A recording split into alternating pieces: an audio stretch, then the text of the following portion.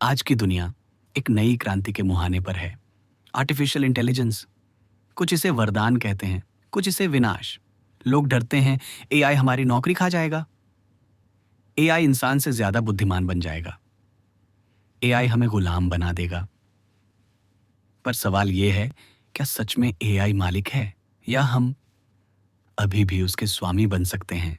आज बेंगलुरु से लेकर सिलिकॉन वैली तक लाखों लोग चिंतित हैं, एआई हमारी नौकरी ले लेगा।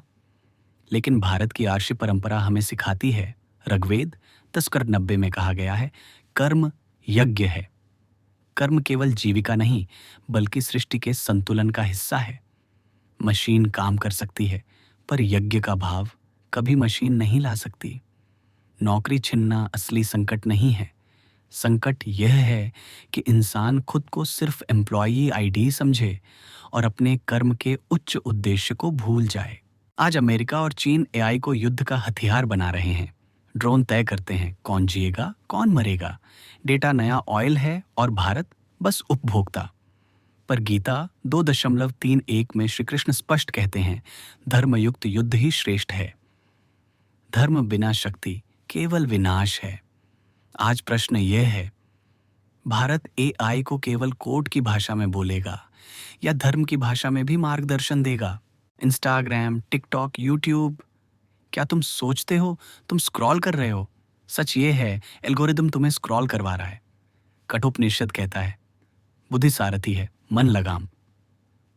पर आज लगाम किसके हाथ है, तुम्हारे या मशीन के? अगर मन बिक गया तो शरीर से हारने का प्रश्न ही नहीं, तुम पहले ही दास हो। कुछ वैज्ञानिक कहते हैं, एक दिन हम चेतना को मशीन में अपलोड कर लेंगे। पर ऐतरेय उपनिषद घोषणा करता है, प्रज्ञानम ब्रह्म। चेतना ही ब्रह्म है। वह न जन्म लेती है, न मरती है, न किसी एल्गोरिदम से बनाई जा सकती है। एआई नकल कर सकता है, पर कभी जाग नहीं सकता।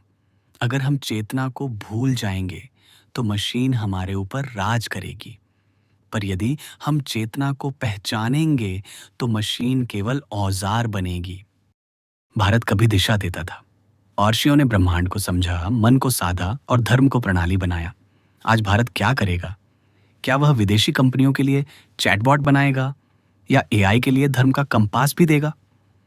कठोपनिषद की आवाज आज भी पुकारती है, उत्तिष्ठित, जागृत, उठो, जागो। यही समय है, या तो भारत इस युग का मार्गदर्शक बनेगा या फिर सिर्फ दूसरों का औजार। एआई से डरने की जरूरत नहीं, एआई से गुलाम बनने की भी जरूरत नहीं। महर्षियों ने कहा था, ज्ञान को साधो पर दास मत बनो। खतरा यह नहीं कि मशीन इंसान जैसी सोच लेगी, खतरा यह है कि इंसान इंसान की तरह सोचना छोड़ देगा। और यही असली परीक्षा है।